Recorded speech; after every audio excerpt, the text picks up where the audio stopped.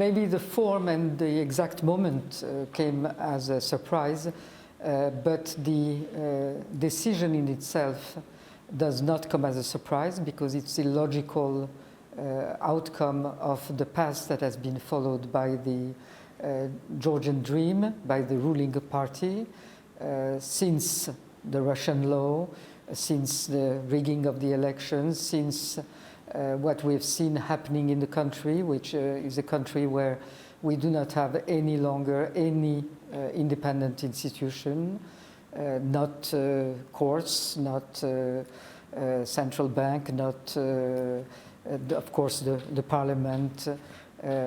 Any institution now is under the control of the Georgian Dream. So we have been moving more and more rapidly into a quasi-Russian model. And that is the logical end of the Russian path instead of the European path that Georgia was following. And it's not surprising either that the Russian, some speakers come out with compliments towards the Georgian Dream for their bravery in deciding to take Georgia out of its what was the will of the people for so many years and turn it into a pro-Russian and Russian-like state.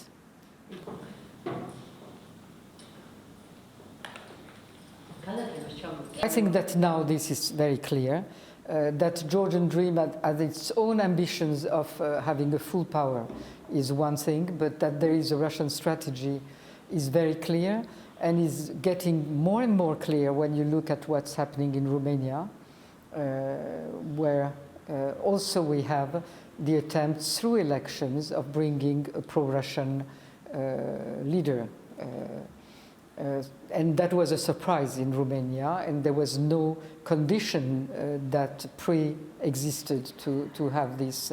So clearly there is a new strategy by Russia to try to restore its influence on countries, and especially around the Black Sea. That's something that the EU should be watching through not only the military means that it's following in Ukraine, but also through much less costly and much more peaceful, presumably, forms. And that is something that should concern our European partners and that they should react to.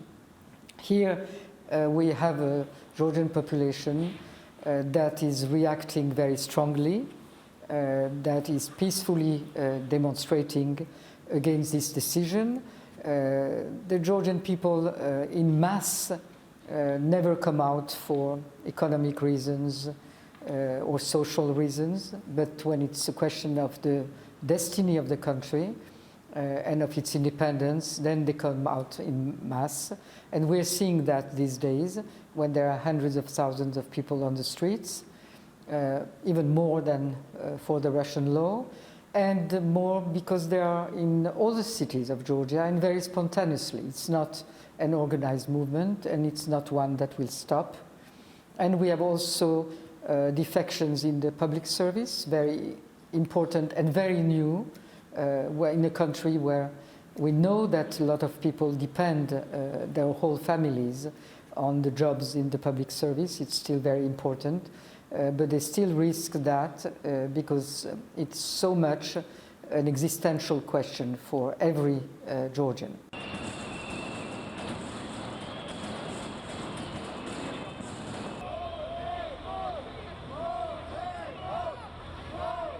He is certainly Yanukovych, but Georgia is not Ukraine, and we are not at the eve of Maidan.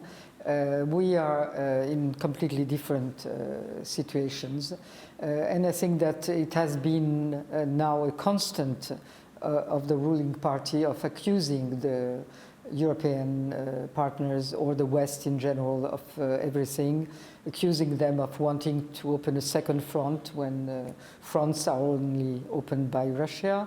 This time they're trying to accuse Georgians to try to create Maidan.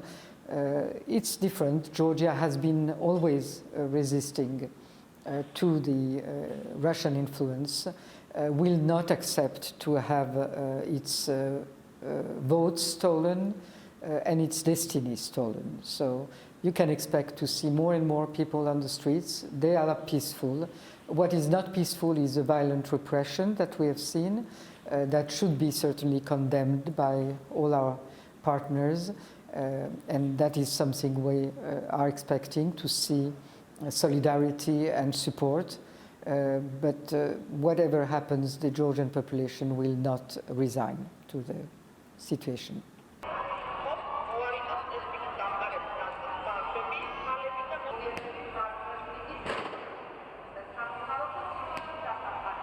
So what can our partners do?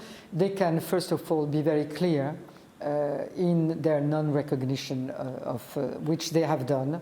1 month and more has passed without any recognition by any of the democratic partners of Georgia. They can take measures, and that is up to them to select which measures they will take for those that are depriving Georgia from their right to elect their democratic government. And they have to support what is the peaceful demand of the Georgian population, which is new elections. We are not demanding a revolution. We are not putting demands on who has to get out of the... We are asking for new elections, but in conditions that will ensure that the will of the people will not be misrepresented or stolen again.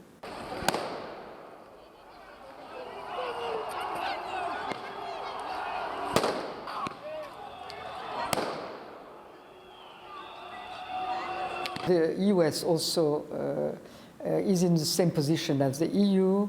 They know what is the will of the Georgian people. They have known it for a very long time. Both parties in the United States always have a bipartisan policy towards Georgia of supporting Georgian independence. Everything we have is largely due to the support by the Americans, our army, our police, our institutions, many of them, together with the Europeans, of course. And I'm sure that they will want to continue to support an independent Georgia. I do not see any American government that will easily resign to see Georgia going back to the rule of Russia.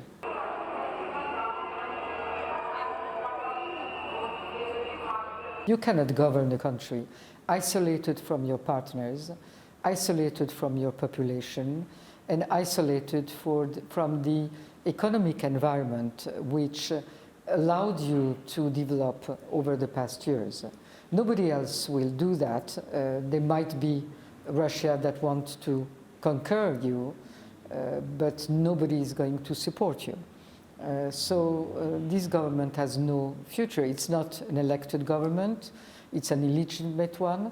The new president will be as illegitimate as the government because it's based on elections that are not recognized by the population nor by our partners. So there is a deep crisis, and the only way for a democratic country out of the crisis are new elections. That is what these very peaceful demonstrators are asking.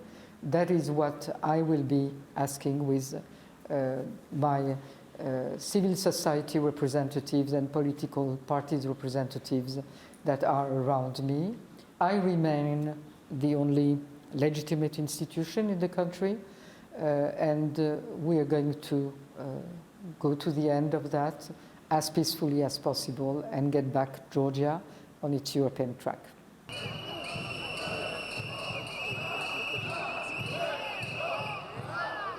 My term expires when the new president is inaugurated, but there is no new president because the parliament is not legitimate, the elections have not happened, and so the president elected by a non-legitimate parliament cannot be a legitimate president.